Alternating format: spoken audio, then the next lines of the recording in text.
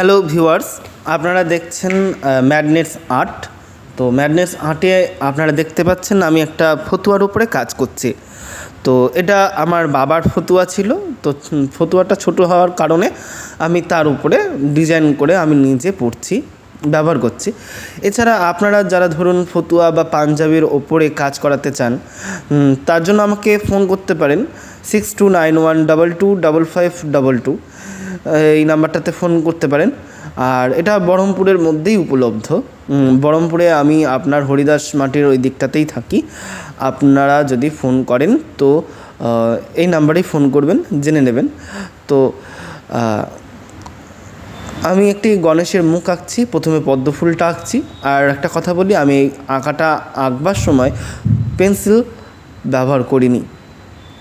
তো আপনারা যেই ছবিটি দেখছেন, সেই ছবিটি দেখে যদি বা সেই আঁকাটা দেখে যদি আপনাদের ভালো লেগে থাকে, তাহলে আপনারা আমার ইউটিউব চ্যানেলটি সাবস্ক্রাইব করুন, বেল আইকনটি ক্লিক করুন এবং আমাদের এই ভিডিওটি প্রচুর পরিমাণে শেয়ার করুন। আর কমেন্ট করতে ভুলবেন না, কেমন আঁকাটা হচ্ছে সেটা দেখে কমেন্ট করুন। তাহলে আমরা আরও বেশি অনুপ্রাণিত হব এবং আমাদের আরও এরকম ভিডিও ছাড়তে উৎসাহ জাগবে। আমি আজকে আপনাদেরকে শেয়ার করি। কথাটা হলো যে আমি ছোটোবেলার থেকেই আঁকতে ভালোবাসতাম। আমি পড়তে বসার সময়তেও আঁকতাম।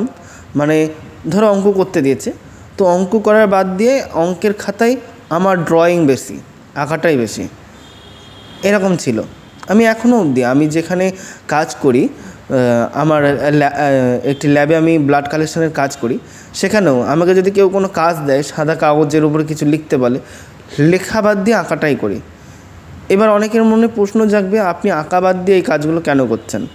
দেখো, সবাই তো আর মুকেশ আম্বানি নয়।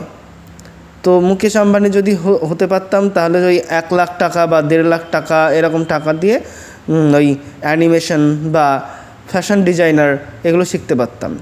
আবার অনেকে বলে যে ফ্যাশন ডিজাইনার শিখতে গেলেও সায়েন্স ব্যাকগ্রাউন্ড লাগে, সেজন্য আমার ওইগুলো শেখা হয়ে ওঠেনি।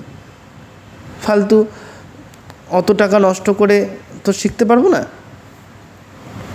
এছাড়া আমি যখন প্রথম এরকম আঁকাআঁকি করতাম, আমাকে অনেকেই বলেছে রাস্তায় বসে বসে আঁকাআঁকি করবি, কত টাকাই বা পাবি? আর টিউশনি খুলবি আঁকার, কত টাকা পাবি? সেজন্য এক প্রকার বলতে গেলে আমার আঁকাটা বন্ধই আছে। যখন মনের ইচ্ছা হয় তখনই আঁকি, এরকম আর কি। তো আজকে এই কথাগুলো শেয়ার করছি এই কারণেই, কারণ দেখো আমি আমার দুটো জিনিস আছে একাকিত্বের জন্য। আমি একাকিত্ব কীভাবে কাটাই, তো এক হচ্ছে আমি ওই মা কালীর মন্দিরে যাই, আর দ্বিতীয় হচ্ছে ছবি এঁকে আমি একাকিত্বটা কাটাই। কেমন লাগলো সেটা জানাতে ভুলবেন না।